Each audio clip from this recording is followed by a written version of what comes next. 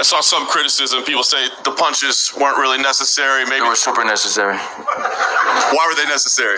What do you mean, why were they not necessary? Because he was already knocked out at that point. But the referee hadn't pulled me off. And my job is to hit somebody till the referee pulls me off. So to those people, I would say maybe don't watch him and may go back to soccer. Hey, shalom, shalom. I want to start sending all praise and glory to Yahweh Ba'Hashem, Yahweh Shai, Ba'Hashem, Rakah Kodash. Hey, double honors to our apostles, Ezra's Great Millstone, and shalom, Wakasah, Laha Bakyar, which is peace and mercy to the elect throughout the four corners, wherever you may be. I'm the brother Amar from the branch of GMS Cleveland. Come back at you another lesson, Lord willing, is edifying. And for brothers that watch MMA, you already know this is Jorge Masvidal. You know what I'm saying? This is a well-known UFC fighter. You know what I'm saying? Or retired UFC fighter. He's not boxing. This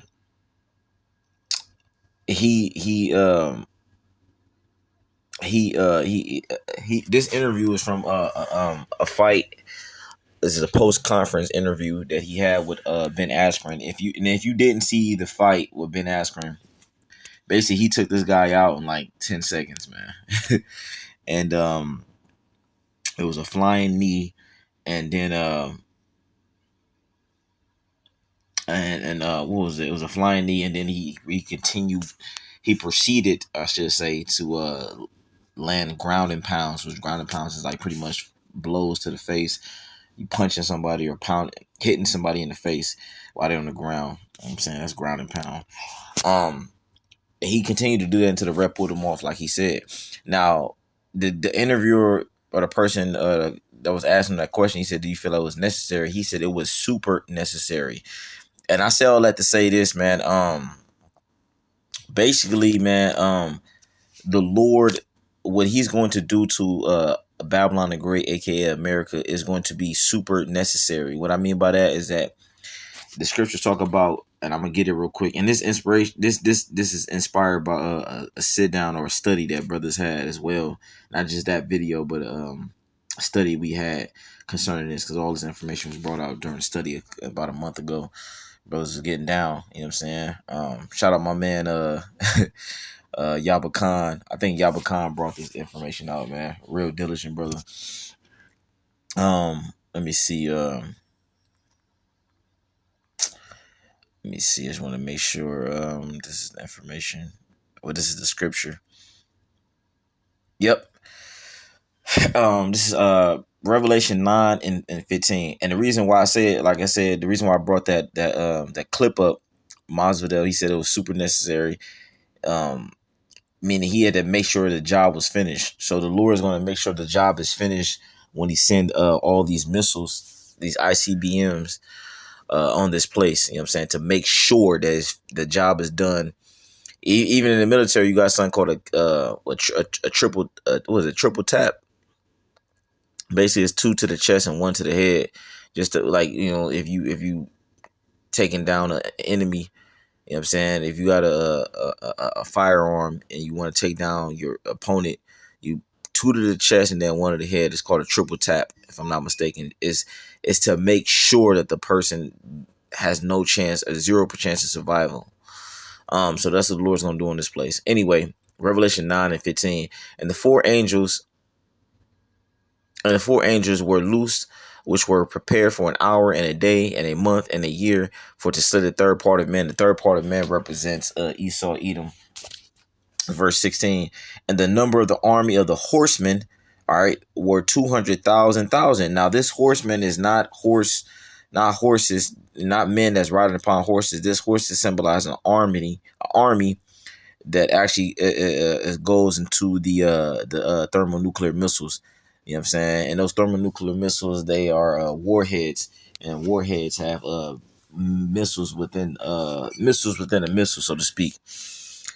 This is what this is going into. And it says, in the four angels which were loose, it says were loose, which were prepared for an hour and a day, and a month and a year for to slay the third part of men. And the number of the army of the horsemen were 200,000. And I heard the number of them, right? 200,000, I believe it's 200 million. Or 200 million. You know You know what I'm saying? It says verse 17, and thus I saw the horses in the vision, and them that sat on them, having breastplates of fire and of jacinth and brimstone, and the heads of the horses were as heads of lions, right? Because the power, where is the power concentrated in a lion? Is predominantly in his head, his mouth. Just like with a dog, if a dog runs upon you, you're not worried about the tail.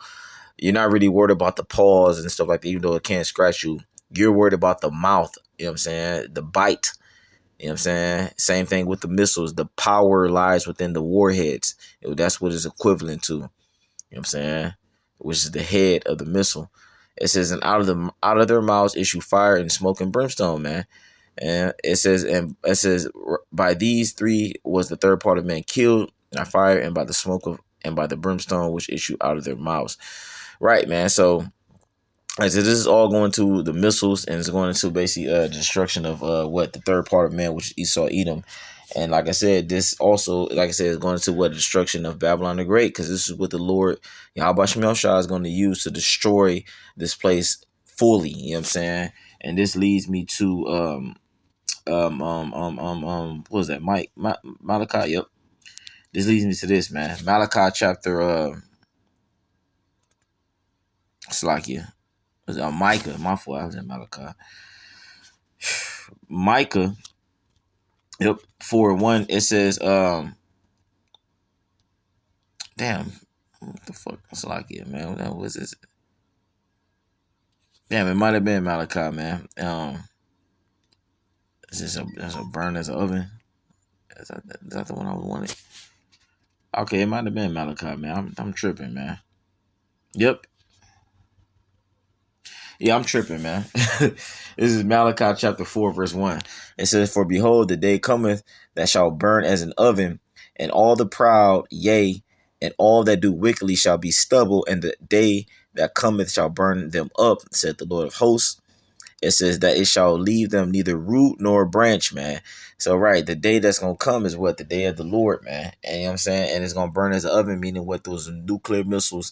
And it's talking about the old ovens, you know what I'm saying, that would reach way further past 400 degrees. Not like the conventional ovens that we have in this modern day age where it's like 450 or 500 degrees. No, those ovens in the ancient world, like when you cooking unleavened bread in pieces and shit like that, them things get hot as hell. So that's what it's gonna be like when those missiles hit, man. It says it's gonna leave neither root nor branch, man. And the only thing that can do that is what those thermonuclear missiles, man. You know what I'm saying? Once those things detonate, they hit ground zero. It's not gonna leave nothing. Not like these post-apocalyptic movies that you see on the that you see on these movies, that you see like remains of buildings and structures and stuff like that. And no, man, once these missiles hit, it's going to leave absolutely nothing. You know what I'm saying? And that's the overkill. You know what I'm saying? Matter of fact, did I get it already? Did I get I think I got it. Damn, overkill. Okay, yeah, yep. This is what I wanted. If I haven't, I don't know if I can't remember if I brought it out or not, but if I haven't, when you go into etymology online, there's some other information that came out during the study. It says overkill, right? It says capacity to kill in excess of what is required or wanted. It says over plus kill, originally in reference to nuclear arsenals, man. So that's the spirit, man, that even all this information came out that when you look at overkill, when you overkill something, it's actually the original reference to overkill is referencing nuclear missiles, because nuclear missiles will leave nothing. It will completely wipe away any and everything that stands in this past, man. You know what I'm saying? Let me see. I just want to get I want to get this real quick, man.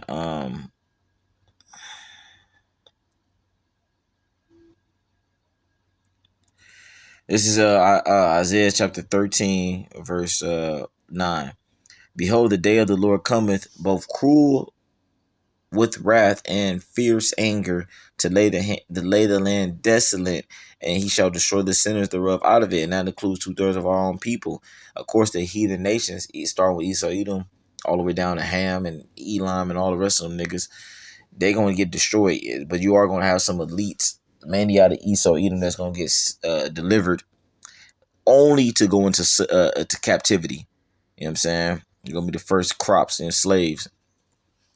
But yeah, it's like that sure said, man, the day of the Lord come with fierce anger, man, to lay the land desolate. And that's what's gonna take place once these missiles hit.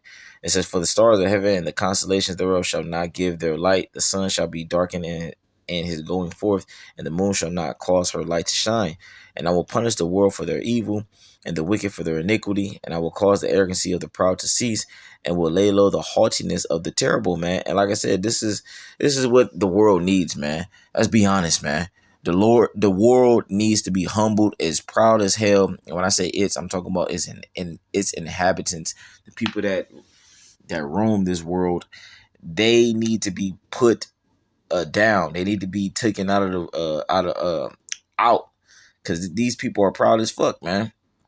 The only thing that's gonna humble them is death. Verse 12, and it says, I will make a man more precious than fine gold, even a man than the golden wedge of Ophir. Therefore I will shake the heavens, and the earth shall remove out of her place, and the wrath of the Lord of hosts, and in the day of his fierce anger, man. And that is going to take place via the thermonuclear missiles, man. And we waiting patiently for Yahweh Shemel Shah to execute this through Yahweh Shah and his angels, man. You know what I'm saying? So yeah, I just wanted to bring this out. I thought that was interesting. You know what I'm saying? How my dude Jorge said it was super necessary. Hey, guess what? The Lord sending 200 million missiles or 200 million missiles on this place is super necessary, because he has to completely wipe this place clean, man. It is totally going backward, and these people totally need destruction. With that, I'm gonna say shalom.